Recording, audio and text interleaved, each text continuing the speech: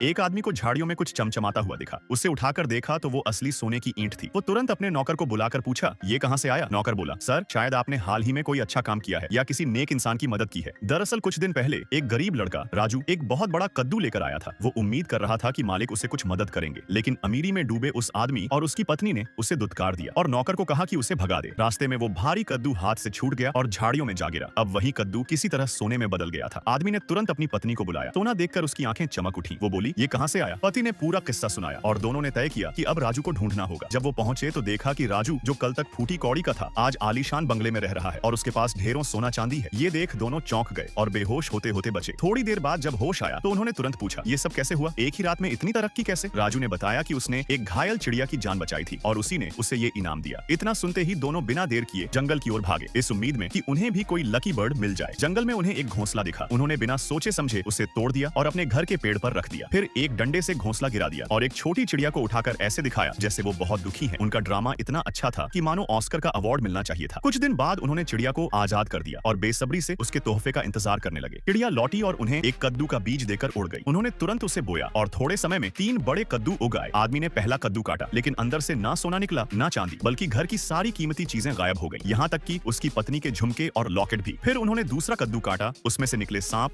कीड़े और चूहे। डर के मारे दोनों कुर्सियों पर चढ़ गए। पत्नी ने कहा, 2 कद्दू में कुछ नहीं निकला तो आखिरी वाला जरूर लकी होगा। तीसरा भी काट डाला, लेकिन न सोना न चांदी, बल्कि उनका पूरा घर ही गायब हो गया। अब उन्हें समझ आया ये सब उनकी लालच की वजह से हुआ। अंधी चाह ने उन्हें बर्बाद कर दिया। बेघर और बेसहारा दोनों राजू और उसकी पत्नी के पास पहुंचे और माफी मांगी। बोले, अब हम बदल जाएंगे। राजू और उसकी पत्नी ने दिल बड़ा रखा और दोनों को अपने घर में पनाह दी।